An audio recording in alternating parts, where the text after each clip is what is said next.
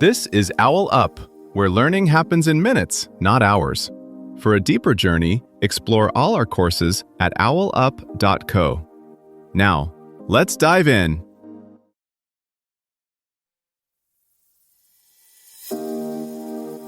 Welcome back to Chapter 2 of our series, The Fabric of the Cosmos. In this episode, titled The Relativity of Time and Space, we're going to explore the fascinating theory of relativity and how it reshapes our understanding of time and distance. So, grab your thinking caps and let's dive in. You age faster on a mountain than at the beach. Right now, your head is living in a slightly different time than your feet. As you commute, stream music, or check GPS, the minutes you trust are quietly disagreeing, with space and gravity deciding whose clock is right. Your daily tech is already negotiating with space-time on your behalf. When your phone guides you through traffic, its GPS chip trusts satellites that are literally living in a slightly different when than you are. Engineers don't just account for signal delays, they bake in the fact that those orbiting clocks tick at a different rate, then pre-offset them so your location doesn't drift with every passing second. Even power grids rely on precisely synchronized clocks spread over continents, comparing the phase of electrical waves to keep everything humming in step. In high-speed finance, trades crossing oceans must be time-stamped so accurately that regulators can reconstruct events separated by microseconds. Beneath all of this quiet coordination is a simple, unsettling lesson. Once motion and gravity enter the story, now stops being universal and becomes something we have to carefully define and constantly correct for. Physicists didn't set out to complicate time, they were forced into it. In the late 1800s, railroad networks and telegraph lines pushed cities to agree on official time, exposing how slippery simultaneity really was when distances grew. Then experiments with light showed something even stranger. Nature protects the speed of light the way a bank vault protects cash. No matter how you chase it, you never gain. To keep that rule unbroken, reality gives way elsewhere. Distances stretch or shrink, and the order of far-flung events can flip depending on who's moving. Einstein's twist was to stop asking, "What time is it really?" and instead ask, "What do clocks actually do when we move them or lift them in a gravitational field?" That sounds almost trivial, until you notice that nature answers with math, not opinion. The equations of special relativity say that once you treat the speed of light as a non-negotiable constant, every ruler and clock in motion must quietly adjust their behavior so that light's number never budges. General relativity extends that logic to gravity, describing how mass and energy reshuffle the very bookkeeping of where and when.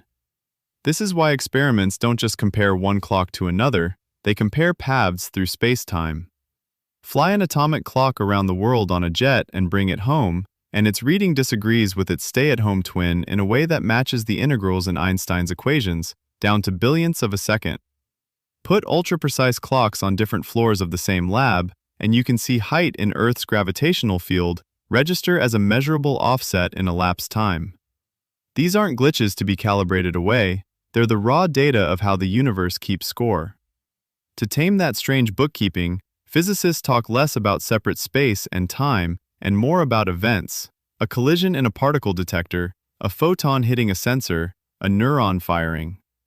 Relativity doesn't say anything goes. It says that while different observers can slice the story into space and time differently, they must all agree on certain invariants, the space-time interval between events, the causal order when one event can influence another. No clever motion can make a cause happen after its effect if a light signal, or anything slower, could connect them. One way to picture this is like a version-controlled codebase. Different developers, observers, can branch, reorder, or reformat files, space and time splits, but they can't change which commits depend on which. Causality is the dependency graph you're never allowed to break. Your challenge this week: treat every timestamp you encounter as an event in space-time rather than a universal now. When you see a message arrive, a train schedule, or a live stream, pause and ask, which motion, which gravitational environment, and which path through the world had to line up so that this particular ordering of events made sense from my vantage point. Think about how a global video call actually happens. Your coworker in Tokyo laughs at a joke you made a moment ago, but on the server logs, that laugh might be stamped before your punchline, thanks to buffering and routing. Engineers don't panic. They reconcile all those local event streams into a consistent story, much like relativity insists we do for the universe. In particle colliders, protons smashing near light speed spray debris into detectors that record billions of such stories per second. Analysts reconstruct each collision as a tiny crime scene, drawing cones of what could have influenced what without breaking causal order. In astronomy, when multiple observatories catch a neutron-star merger, each telescope's now is folded into a shared timeline, letting us triangulate not just where it happened, but how space-time rippled as the signal crossed the cosmos. Time and space turning elastic doesn't just tweak our maps. It reshapes what planning ahead means. Interstellar probes, for example, must treat navigation less like drawing a straight line on a map and more like plotting a route through shifting traffic patterns. As clocks get sharper, we may spot tiny mismatches, like rounding errors in a spreadsheet, that hint our current theory is only an approximation of a deeper, perhaps quantum, architecture of reality. As our instruments sharpen, time starts to look less like a single ticking hand and more like a city skyline of slightly misaligned clocks.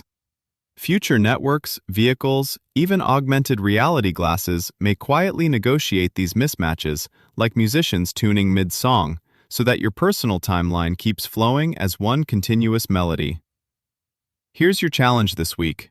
Pick one recurring activity, like your commute, workout, or dishwashing, and deliberately stretch and shrink your experience of time with 2 experiments. For the first 2 days, do that activity while single-tasking and narrating what you notice in real time, sensations, surroundings, thoughts, to see how much richer and longer it feels. For the next 2 days, do the same activity while intentionally fragmenting your attention. Switch between your phone, music, and another task every 60 seconds, and compare how short and blurry that time block feels.